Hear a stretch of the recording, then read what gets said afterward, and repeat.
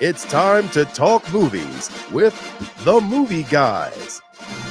Today, welcome Adam Graham. And leave the movie business to the rest of us who know what we're doing. Hello, Adam Graham. Hello. From the Detroit News. How are you? We're good. I'm not going to ask you about election law because we. All right, tell us something good. What's coming to the theaters? Mitch, we got some good ones. We're at that time of year, and we're not disappointed today. This is one I'm excited for. The lead one is May, December, and it starts on Netflix tomorrow, so you don't even have to leave the house. It stars Natalie Portman as an actress who is getting ready to play a character played by Julianne Moore in a movie. Julianne Moore's character 20 years earlier was in a scandalous tabloid affair when she slept with a coworker of hers at a pet store who was 13 years old at the time. So Julianne Moore's character was 36. This kid that she slept with was 13. She goes to jail. Now she's out, and Natalie Portman is starring as the Julianne Moore character in a movie about the affair. And it's just kind of like a soapy melodrama where one character is studying the other, learning about her life, and it's kind of about all these different ways that their lives intersect. It's really, really well done. It's directed by Todd Haynes, who's done a bunch of movies with Julianne Moore. This is their 5th movie together, and it's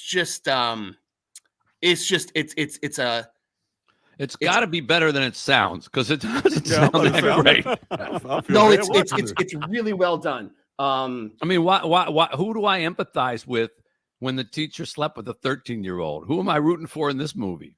You're kind of just studying their lives because Natalie Portman's character isn't so much a one to root for either. But there's a character, the kid who was 13, who's now 33.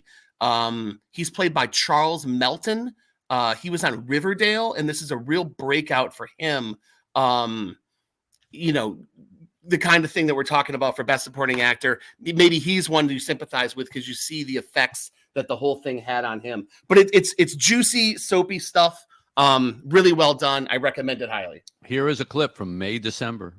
It's such a pleasure to meet you. You are so sweet. We're so happy to have you. Thank you for doing this. It's so generous. Well, I want you to tell the story right, don't I? You're taller. You look taller on television, but we're basically the same size. Well, basically the same. Feels like things just settled down, and now y'all are making a movie. It's a very complex and human story. I think it's hard to trust that you're going to represent Gracie as she was. I'm going to try. I don't want to ruin it. I was going to say, in the end, do they make a moral judgment on this in some way? No, it's kind of like the past is the past, and and the fallout is still very real. And Natalie Portman's character is trying to just do an honest portrayal of what happened and the events. And it's just that's on Netflix. It's on Netflix. Starting tomorrow. Starts tomorrow. Yep. Okay. Next up, Dream Scenario. What's that? Dream Scenario is a movie starring Nicolas Cage where he plays the man of everyone's dreams. He's a Midwest or like a East Coast college professor who becomes an overnight celebrity because he randomly starts showing up in everyone's dreams.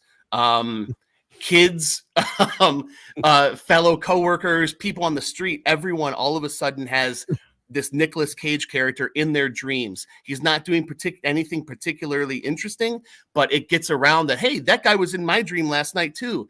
And he becomes kind of like very much a viral celebrity. And it's kind of a look at how we deal with these overnight celebrities and how they're how we build them up. Is there an explanation as to why he is in their dreams?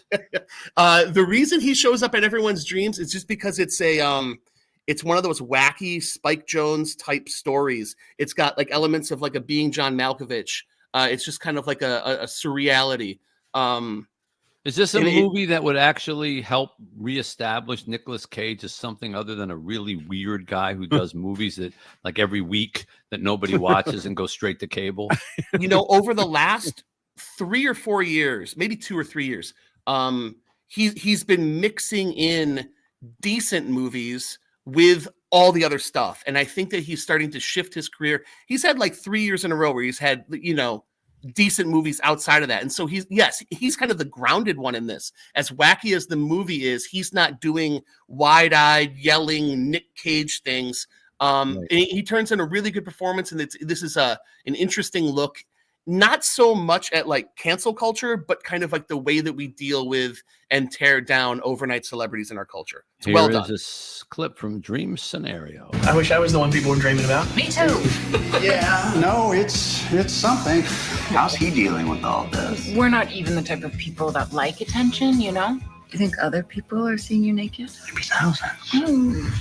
I hope I'm behaving through your dreams. Oh, no, you're not. So I'm finally cool, huh? I didn't say that. You hear that, Janet? She's saying I'm a cool dad. All right, finally, and quickly, we only have a minute here. Godzilla -1. What does that mean? Godzilla -1 is the latest Godzilla movie. It's an import from Japan. They've been doing their own series of Godzilla movies over the last few years over there. And this is just a really well done Godzilla movie. It takes place right after World War II. It's kind of like a Godzilla origin story, all in subtitles, all imported, and just like blockbuster filmmaking, kind of done with like a heart and some tactile magic. And it's, look, if you want to see a Godzilla movie, this is the best Godzilla movie that you've seen in the last. Anytime a 30 movie has the word Godzilla in it, I'm in. yeah, It's a fun one. You're either in or out. Exactly. All right, 3 pretty good thumbs up from Adam There you Graham. go. That's a That rarity. doesn't happen folks. often. There you have it. Doesn't happen often. Play closer, please, and say thank you. Thank you, guys. Thanks, Adam Graham. The lead of the movie business.